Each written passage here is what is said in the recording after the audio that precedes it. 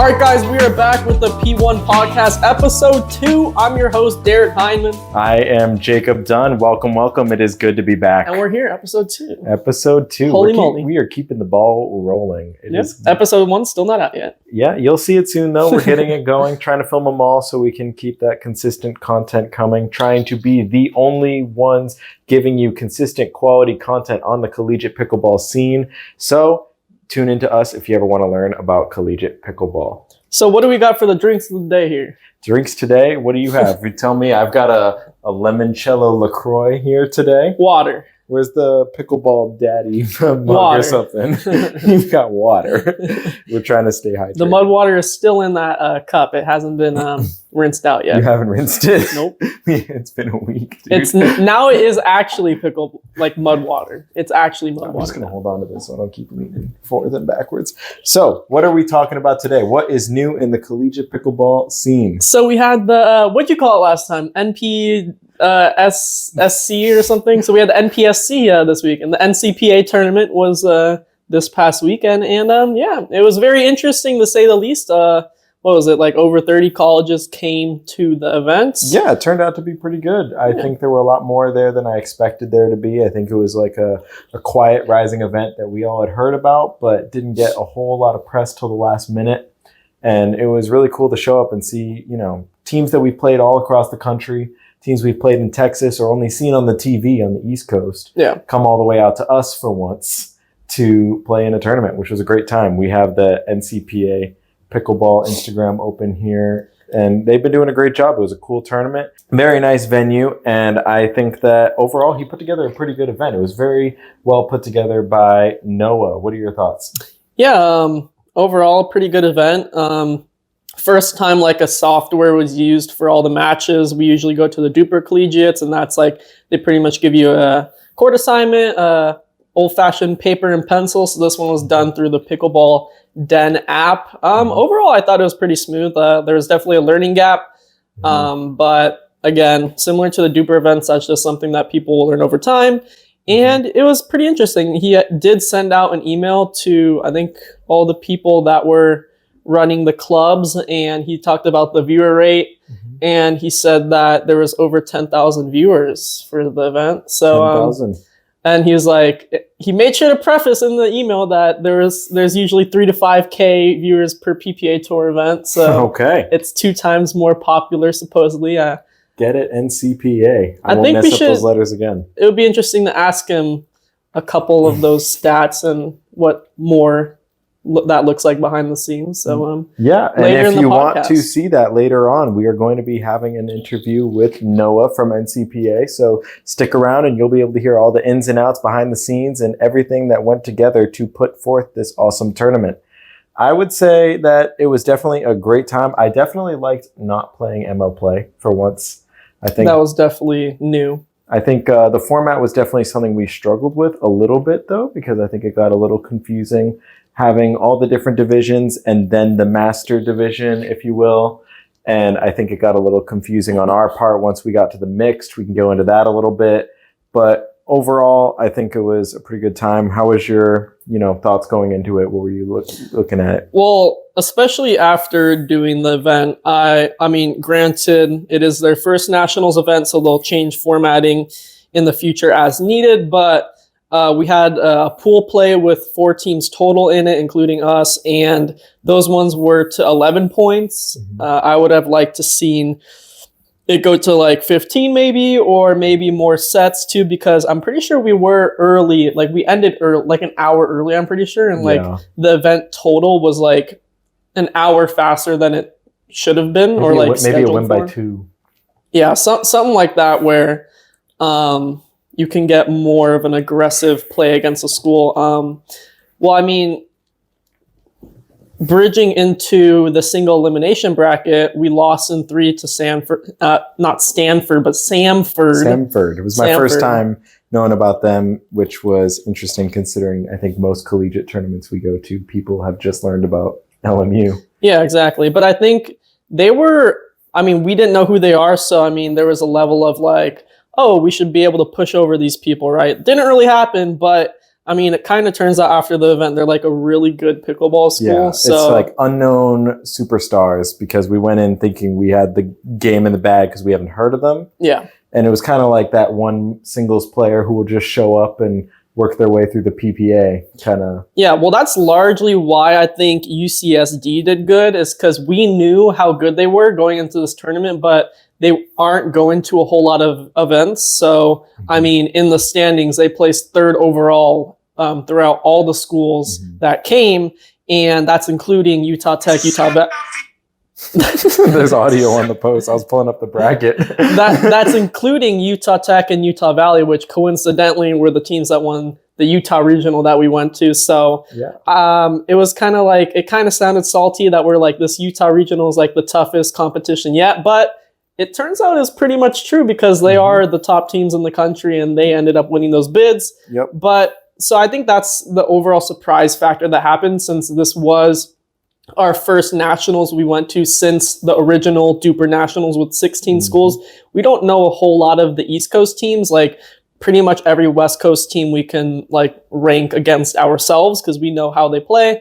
So that was definitely an interesting dynamic going in. So a lot of those games against Samford were like clean sweeps against us. But again, with the formats in single elimination, it was best of 3. So the second set, we won 11-9. So I feel like if, let's say we played them in pool play to 11-point game, we lose 1-11. Well, it's like, well, you're clearly terrible against them. Like, there's no chance of redemption. Yeah, there's no way you're even remotely as good as them. But in a 3-game format, you can kind of see, well, I mean, it did go to 3 games and it was closer than initially interpreted. So I think pool play should definitely expand in one of those aspects at least. Yeah. Well, I think that's what the pro scene always does well, is that they understand that games can go either way. You're going to have an off game, even though it may not be an off day. And so, every pro game has their best of 3. But, most local tournaments that we've done or most collegiate play, it all seems to be, even as you get into the medal rounds, not best of 3. I mean, we do the California tournaments locally, and all of those are round robin until you get to the medal match. And then once you get to the medal match, all it does is go up to like maybe first to 15, not first to 11. And best of 3 is really important because, like, let's say that championship match is just one where I happen to throw, but had it been a best of 3, maybe 1-2 games. So certainly things to consider. And I definitely think that was one of the big pluses once we got to the bracket stage, and probably one of the pluses that definitely helped our women out, which made it to the quarterfinals in this match. Congrats to them. That was really impressive. And it's all over all the social medias that they went to the quarterfinals. So yeah, Flora and Naya, shouts out to them. We have some great women in our club. Very grateful to have them represent our college nationally. And ultimately, it was a good experience. Definitely an event getting there for ourselves. Are we going to get into that at all? What, in terms of like the funding and everything? No, more like our night before and that whole thing. Well, I mean, we did get a tiny Airbnb just because we're like, all right, we're playing at 8 in the morning. We need to be at least in San Diego to play.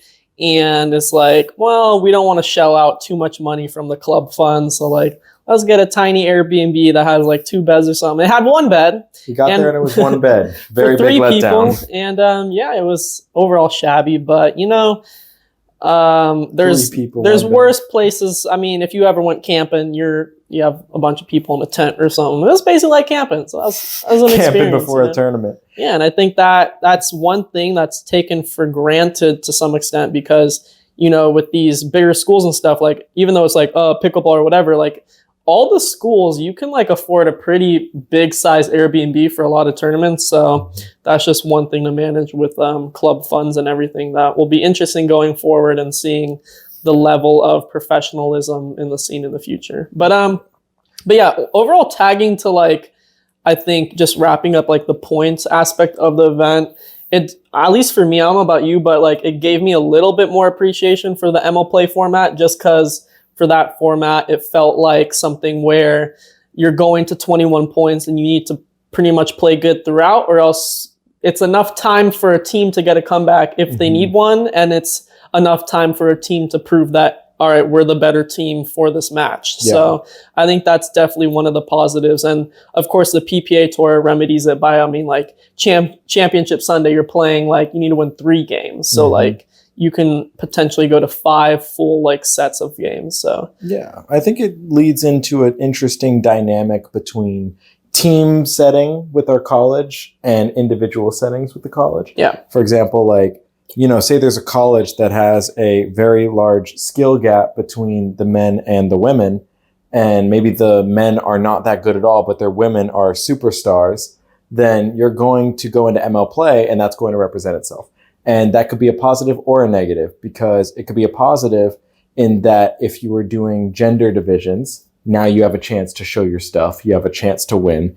But if you're in ML play and you are a team, as the university represents, then that is going to come to light. And you are going to be able to see that you as a unit, for example, XYZ University itself may not have what it takes. And I think Duper realized that, and that's why they created the individual national championships.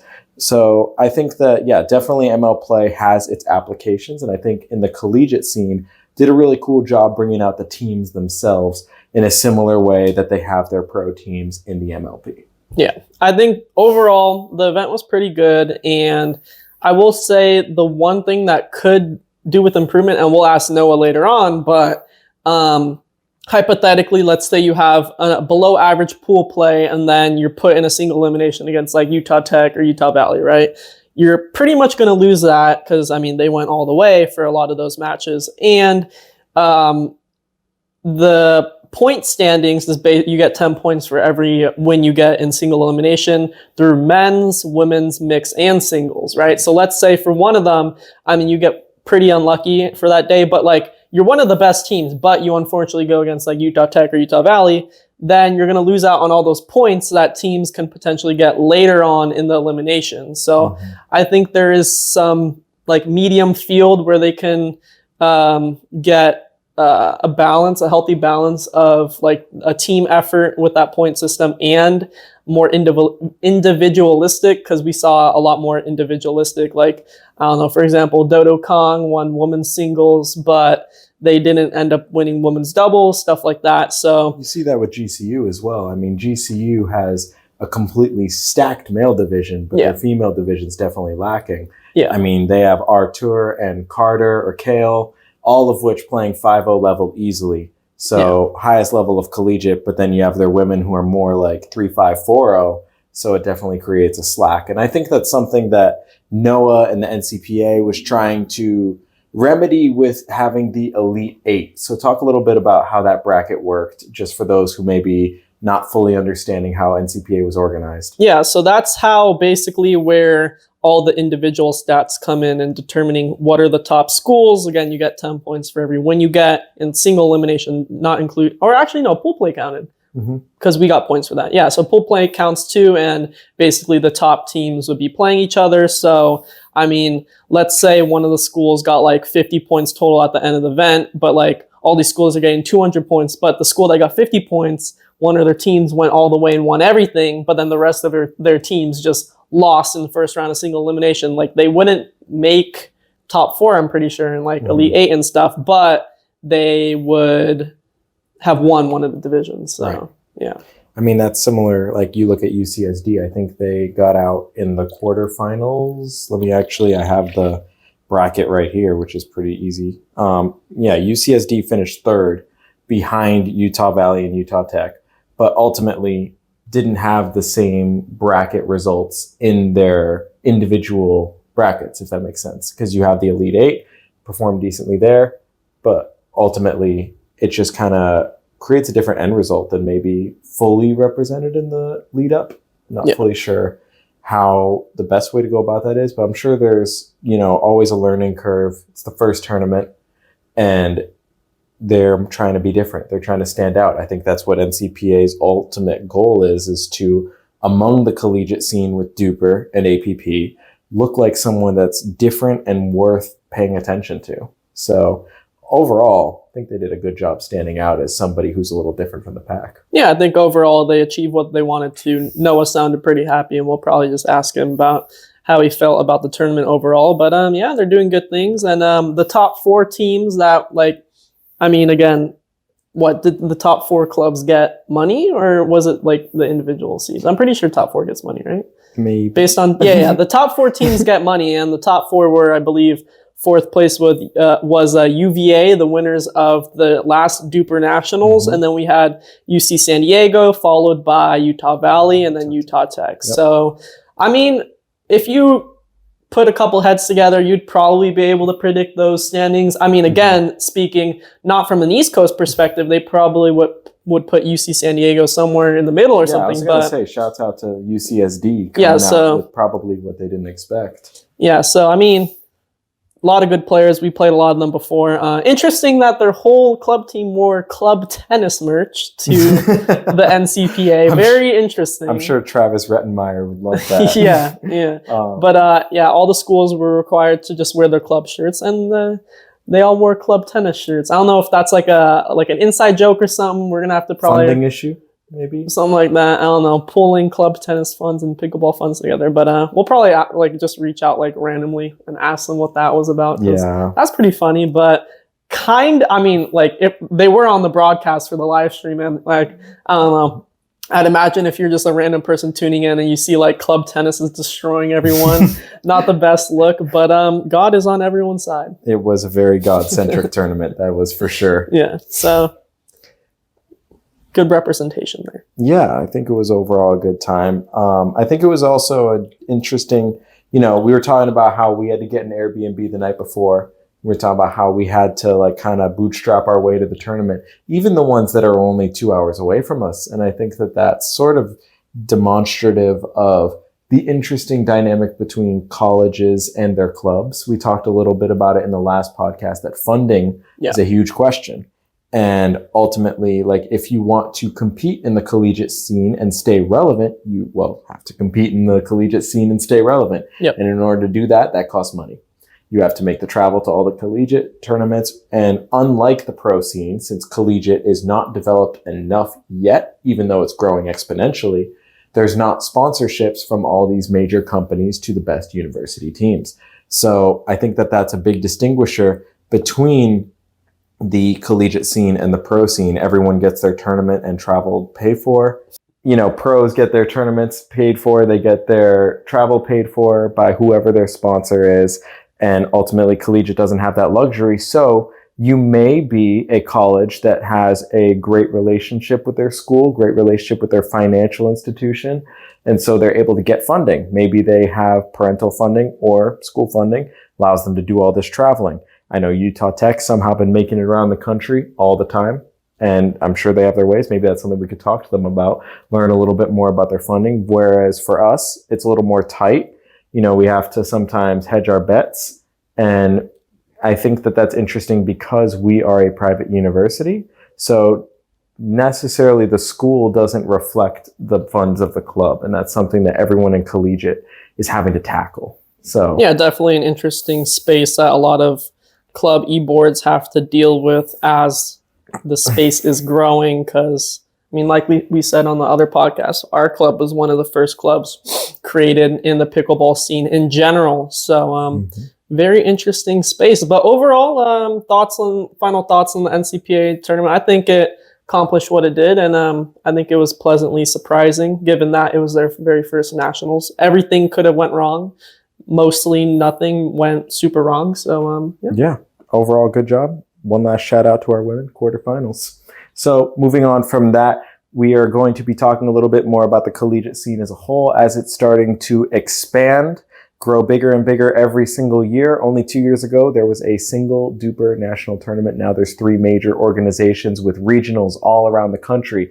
NCPA is having regionals in every different state, or not every single state, but around the states, and all the scene is growing. So talk a little bit about the growth and the expansion of collegiate. Yeah, no, definitely a lot of expansion. You see in the media right now. I don't know about anyone else, but you're starting to see more on a weekly basis a lot of the more popular sources for pickleball posting stuff about collegiate pickleball. And the one recently came from the Kitchen Pickleball Instagram. They posted about how a lot of clubs are expanding and now having courts on their campuses, like pickleball courts to play on. We don't have that luxury, unfortunately, as a lot of other schools in the areas. We talked to a handful of schools, like people in similar situations with us where they're taping on tennis courts or taping on basketball courts. And that's kind of an issue you have around the country in general. But I mean, in total, the space has been booming.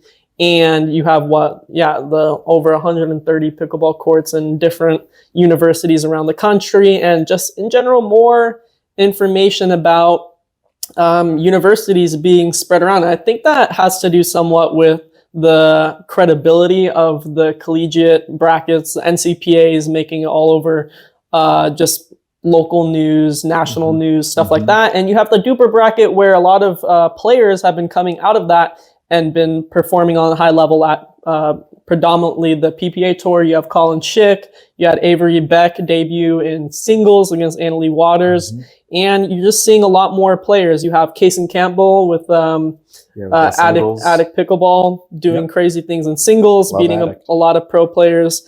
And, you know, you're just seeing a lot more college level players breaking out. So I think that is very interesting to see in the next couple of years, like where that will get to. Yeah, I see college pickleball very similarly reflecting just the major pickleball scene as a whole.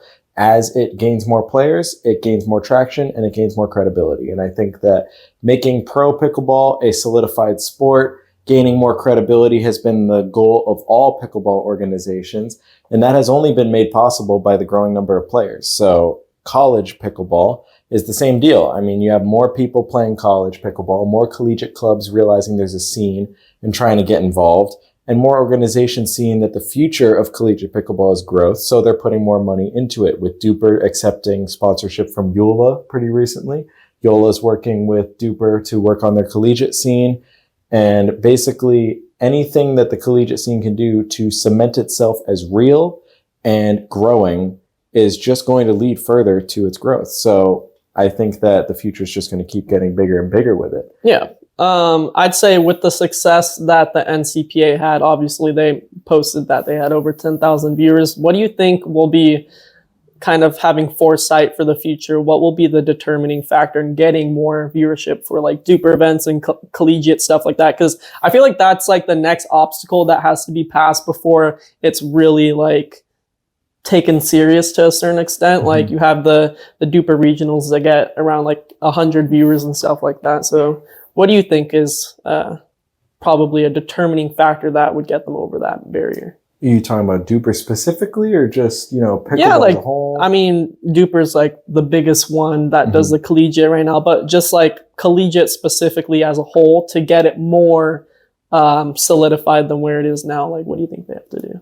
Well, I think they just have to, attract a bigger fan base. I think that, you know, growth can only come as much as they attempt to grow. If they're sticking with only the college students, then its audience is probably primarily going to be students and parents. But there's a lot of room for business development opportunities. I think if they worked with the schools, I bet there's a lot of work that could be done there. And I think that it's just however much attention they choose to show it. You know, the more you push it, the more it'll be seen.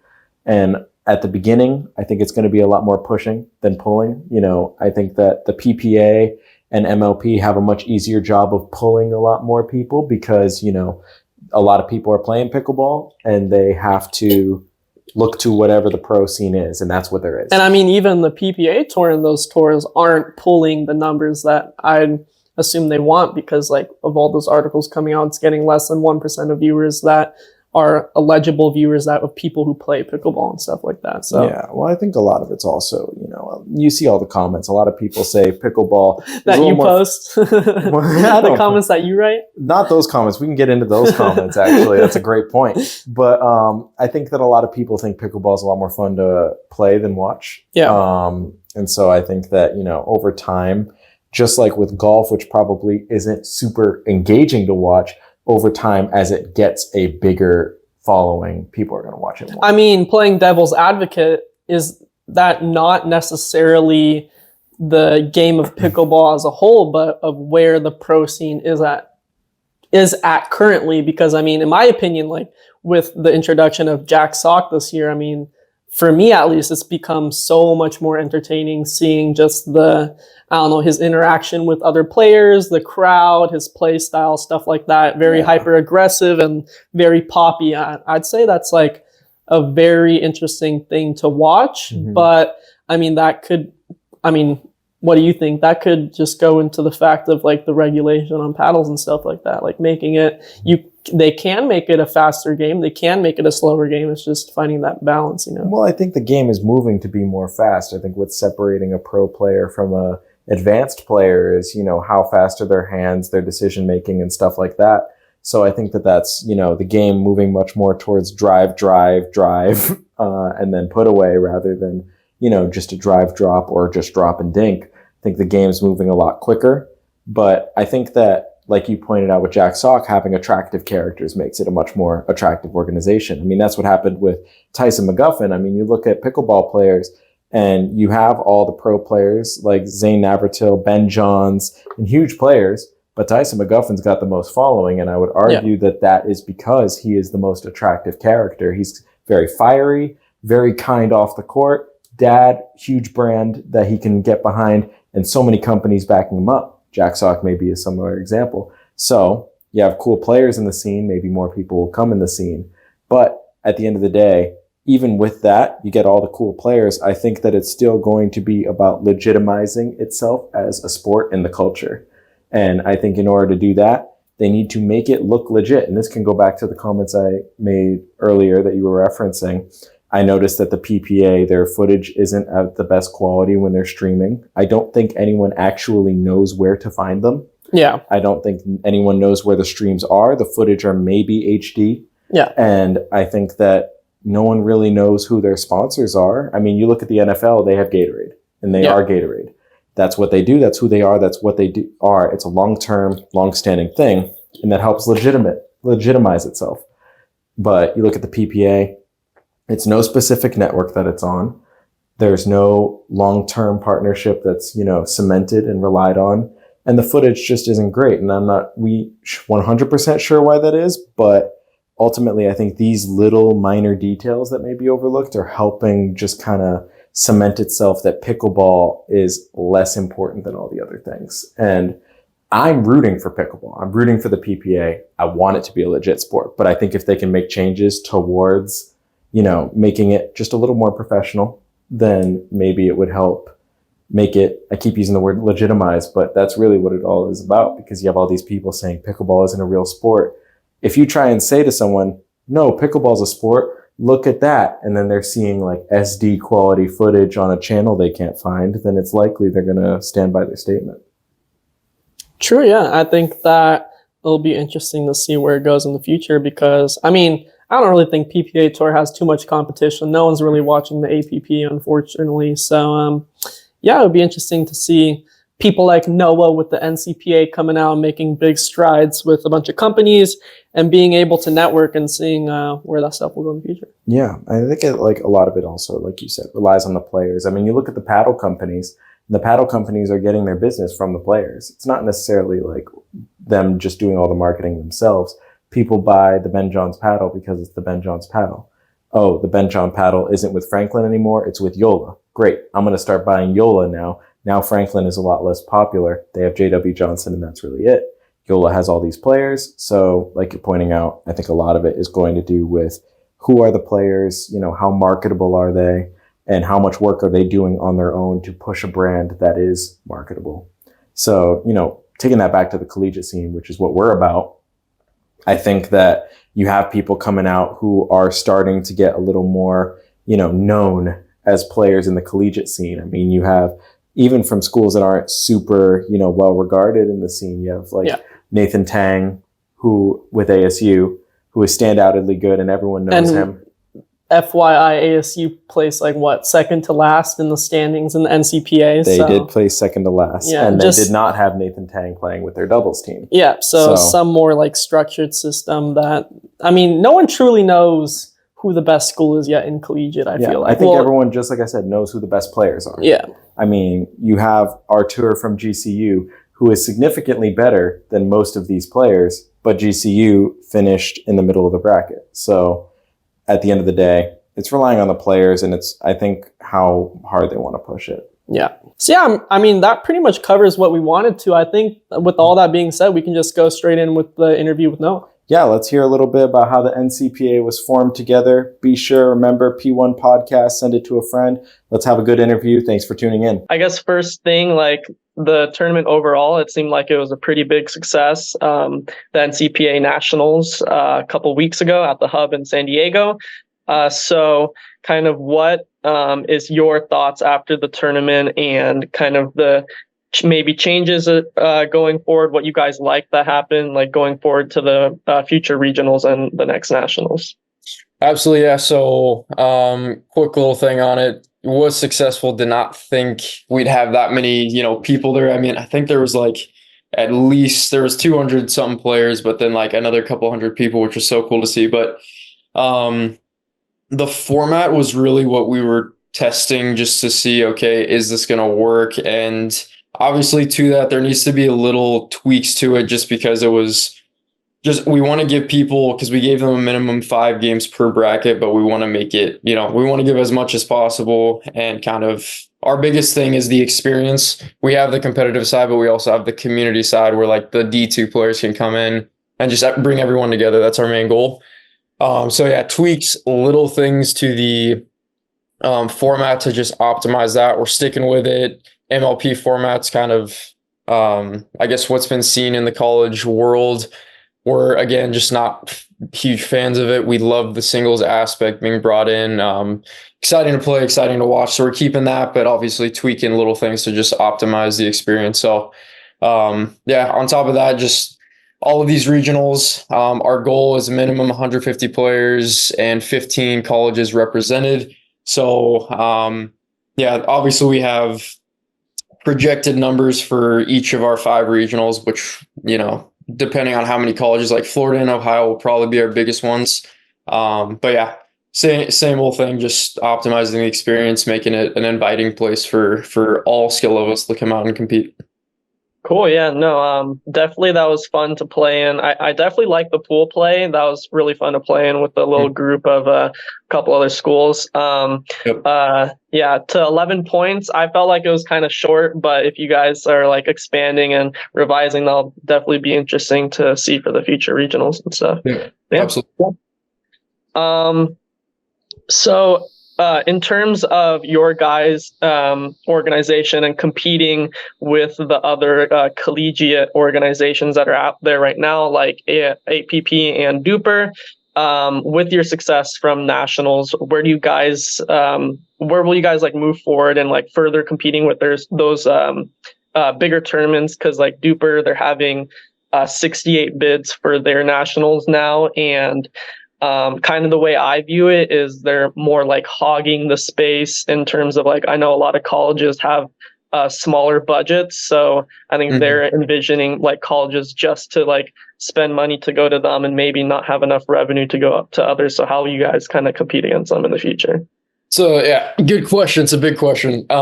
So I guess I'll start with, obviously we are competitors in the space. It didn't start out like that. Our kind of goal was just doing our national event, because I started this whole thing last year, recruited the team, like you see on our website, and a couple others. But big thing is like we were just going to do the nationals, and then kind of to your point of them, I guess, hogging the space. Like business is business. They want to, everyone wants to control, one sector of an industry, right? But with pickleball, I'm a big believer in just, bringing as many people together as possible, working with people, optimizing the experience, putting like barriers of entry and having standards, right? So when I look at, someone like Duper, APP, not too sure because they just had that one event, but Duper's run a lot of events. They've been around for like 2 years in the college space specifically.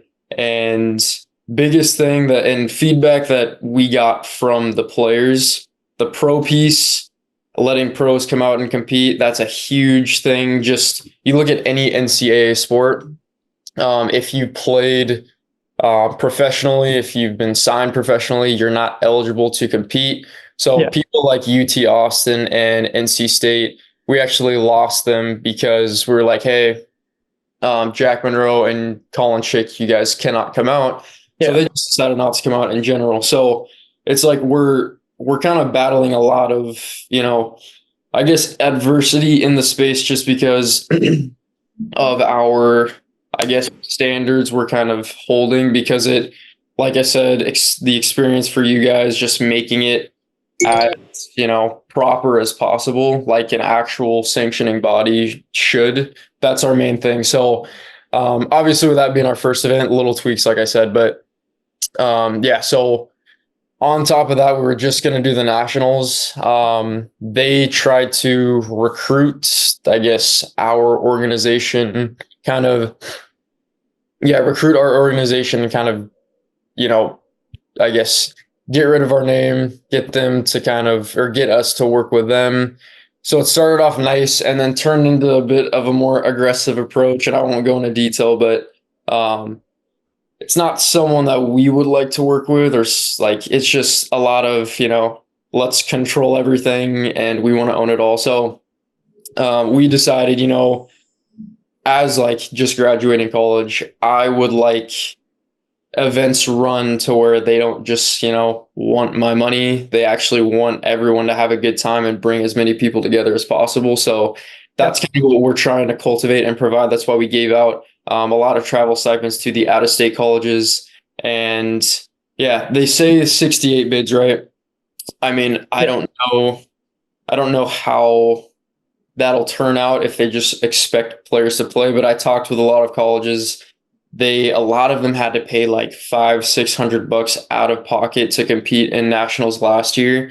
And I was talking to some kids at our event, and they pretty much were like, dude, thank you so much for just helping out, because it relieves a burden off of our shoulders and they can, they can have a good time, compete, and there's no financial burden. So, yeah, obviously, like, I guess business plan wise, like, we take a hit from that dollar wise, just because we're not, that's a huge chunk of where our money's going. But I mean, at the end of the day, it's not about the money. It's about optimizing your guys' experience and just growing the sport as a whole. So that's something that we don't really like. Duper, they want to, but their actions with, like, I guess, where they're putting their money, and maybe they just don't have flexibility because of the size of their team and everything. But I mean, we're putting up what they're doing with their team of, I don't know how many people and their, millions of dollars of investing that they're getting. So yeah, I guess it just goes to the point of just, we have standards, we're going to make it happen, whether it makes sense financially or not. Overall, long-term, it will. Short-term, no one's done it because it's tough to put up that, upfront cost. So, long answer to that question. I hope I answered it fully, but yeah. Yeah, of course. No, it's definitely good to have someone else from the college space running it. I think that's really crucial, and having a lot of opinions from other people in the space. And I think that pro dynamic is definitely a really crucial one that I know a lot of people like, because especially like Jack Monroe and Colin Schick, I know Jack Monroe is going to be playing in the Duper Collegiates next, or whenever the next ones are. So those are really key. Yeah, I love what you're saying about the standard that you have for trying to make sure that everyone can be there and not just making it a money grab. Because, us personally running the club, we have 8 people that we allow to come around the country with us and be on our so-called tournament team. And unfortunately, this semester, we had to cut that down to 4 that we can fund to travel around the country, just because of budget cuts and what we're able to, afford to bring around. So what you're talking about is an experience I think everyone's going through and we can attest to personally. So it's pretty awesome to hear. Yeah. Cool. Yeah. And touching more on the NCPA tournament. So how was the overall success of the viewership for the tournament? Because I think a big topic for this podcast episode that we had was going forward. I think for the legitimacy for all these college brackets and stuff, definitely having a higher viewer count than normal. I think Duper, they get around 100 viewers on YouTube for their collegiate bracket regionals. So how was that? Yeah, great question. And I also noticed that because I was curious, like, what are they getting? And the biggest thing is consecutive viewers. So, Yeah. you can get like viewers afterwards. But so for us, USA Today was our biggest platform. We were on Triller TV and Pickle TV as well, but USA Today was our main. Obviously, they're reaching 400 plus million people that they have access to. That's not how many people actually tuned in, but that's how many people they have access to, which is huge. So consecutively, their opening weekend, they just got into the sports industry. They so they are not allowed to share numbers with us, but they did say Okay. that we beat their opening weekend, which they publicized and pushed out by a landslide, which is huge because I mean they're a massive platform, and we Yeah, of course. finalized a deal with them a couple days before the event, so we did not market at all. And the fact that we beat their opening weekend, and to give you guys a ballpark amount, at least a couple thousand consecutive viewers were on at once. Over 10,000 actually tuned in during that weekend. So, I mean, those are big numbers, and yeah, we're obviously happy for it. But yeah, it's kind of like just imagine the, I guess, publicity piece on if we actually push this out. And our biggest thing this nationals, like it was a test run. It was just bringing people together, almost a little more festival type because no one kind of qualified for this one. It was really kind of a play to say, okay, and there's multiple things to this, but first thing, using it as a marketing tool, like, hey, this is who we are, this is what we can do, tune in for the next. So just using that as a marketing piece. And then also on the money piece for you guys, budget cuts, I mean, that's tough to hear because it's happening a lot, but our goal with this was to bring kids out, make it the biggest collegiate event to date, right? We had, over 220 players. So doing that, you guys go back to your university, say, hey, with the NCPA and what's going on in the college space, I mean, this is something that like we want to do. Everyone around the country wants to do. These universities want to get involved. So we wanted you guys to be able to use this, go back to your universities and say, hey, this is something that is going to be an athletic sport. Let's get in now, help fund us, help make this happen. And we're going to help out on our end with travel stipends. But the biggest thing is getting your university to come in and help out because they bring in a ton of money, right? So just selling them on the idea of this is going to be an athletic sport, help us make this happen. So, yeah, that was kind of the main takeaways. Yeah, of course. Yeah, we can definitely leverage that for next semester's funding cycle, and that's great to hear for the viewership. I did notice that after the whole event and your guys' broadcast and everything, for the next Duper regionals, I think they like beefed up their recording equipment. So I don't know if that's because of you guys, but I thought that was pretty funny.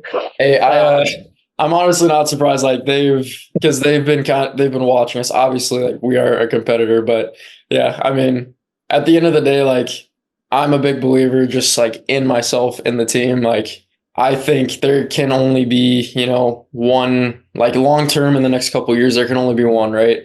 We're in talks with the NCAA as well at kind of like converting eventually in the next like 3 to 5 years. So yeah, there's gonna be only one main person in the collegiate space. I don't know when that's gonna take effect, but yeah, I'm a big believer in us and the team. So, I mean, I'm not surprised that they're making adjustments because they need to. And I want to make this, a point. They were kind of doing their own thing for 2 years, right? So their second nationals was in November of this past year. So doing their own thing for the 2 years and still are letting pros come out, still sub like as minimal cost as possible with production and the experience. And then lo and behold, we come in and they're like, oh, now we have to do something. And for me, like if I'm involved in that or competing in that, that's a worry for me because at that point, okay, it only takes somebody else to come in for us to kind of get our stuff together. And what happens, like, let's say they end up, they win the funding piece, they've got the deep pockets and they come out on top and we kind of dissolve, let's say we merge or whatever it is.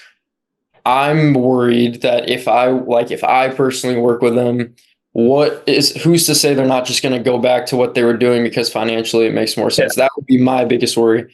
So that's why like we didn't want to work with them, and there's no guarantee because actions speak louder than words, right? So yeah, that would be my biggest worry. So that's kind of, yeah, again, long answer, but yeah.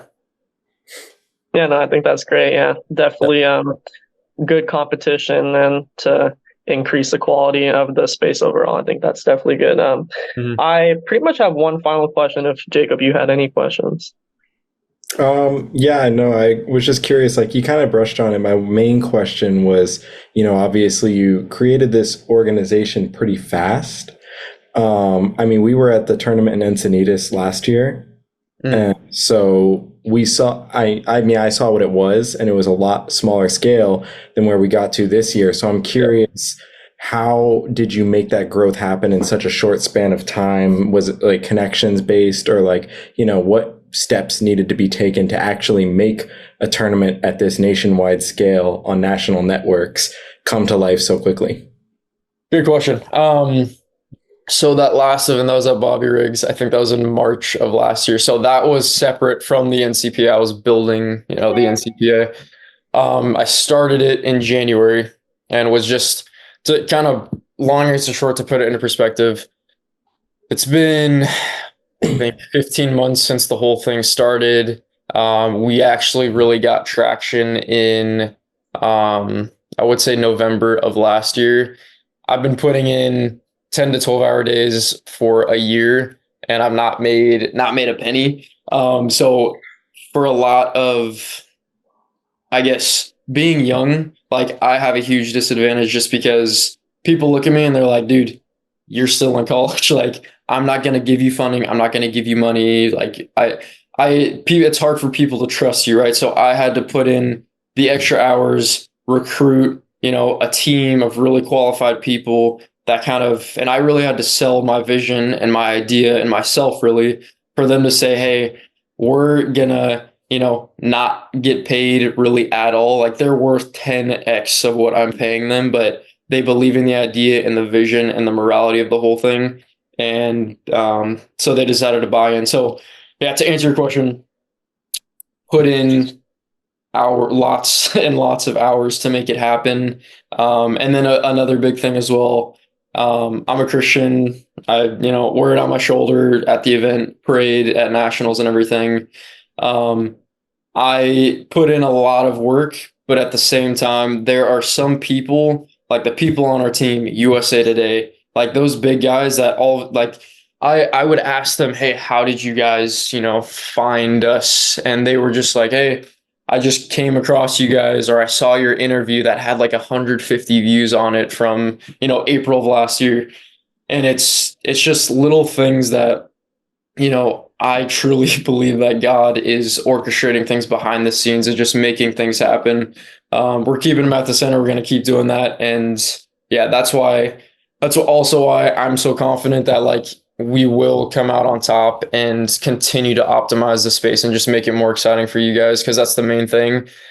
Because we have God rooted at the center. I mean, it's like, we're going to be, a force to be reckoned with, just because not only I work hard, my team works extremely hard, but also the spiritual aspect is a huge thing that, is kind of going to help continue to put the pieces together that need to be put together. So yeah. Yeah, no, that's great. Yeah. Yeah. Another long answer, but yeah. Long answers are great. They help us out. Yeah. So yeah, that's pretty great. I guess one final question is just promoting the events and stuff. What's in store for the NCPA in the near future, and if there's any recent exciting news stuff to look forward to? So I'd say, I mean, we have our regionals coming up this is in September. We're more than likely going to be at PickleCon doing festival type thing. And we've got, I guess this is the exciting piece. We've also, got our collegiate tour starting, but we recently partnered, I don't know if you guys know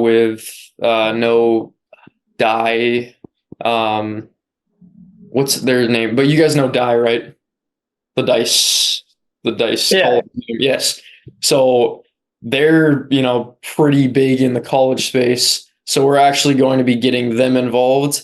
And especially, we're going to try to get them into PickleCon. I don't know if that'll work, but we're going to be holding events, and they'll probably be at our regionals where they'll bring, the college vibe per se of their audience and kind of do events alongside us.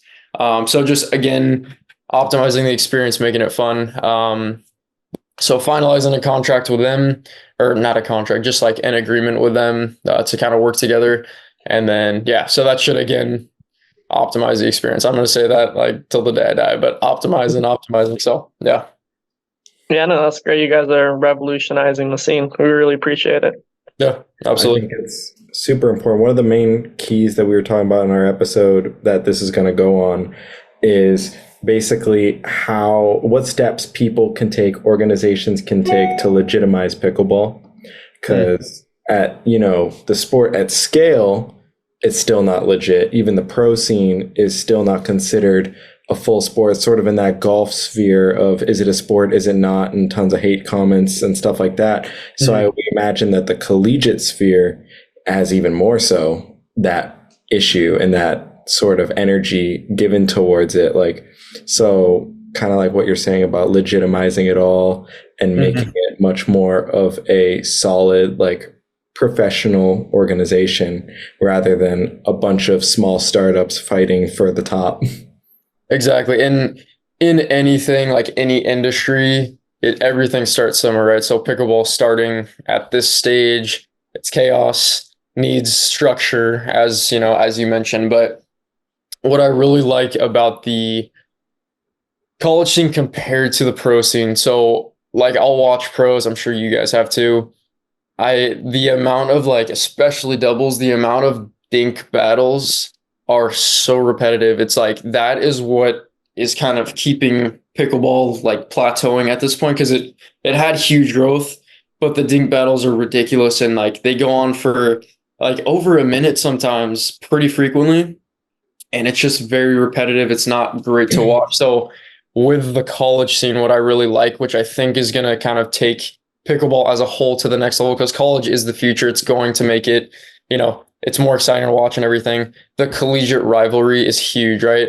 Not only and obviously pros, they perfected everything. With the college scene, there's more mistakes. There's more, spikes and everything, which is honestly more exciting to watch. Plus the collegiate rivalry added onto it. I mean, it's going to be huge just for what we're trying to do with production and just not only making it fun for you guys, but the people watching, looking in, the critics of pickleball, the tennis players looking in and saying, hey, this is the next level. I'm finally going to like stop hating on it. This is actually kind of cool to watch. I'm going to root for my, I'm going to root for Ohio State. I'm an alum there. Like, I can get in on this. So that's really where I see pickleball kind of shifting. I think after, this year, pickleball in the college space is really going to be taken seriously. So, 2025 will be huge. Cool. Yeah. Great. Yeah. Good to see your guys' vision on that. Yeah. Mm-hmm. Yeah. But, appreciate you guys doing this. Any other questions you guys have? Yeah, I think that pretty much wraps it up. Noah, thank you so much for hopping on this episode. Really appreciate you for coming out. Absolutely. No problem.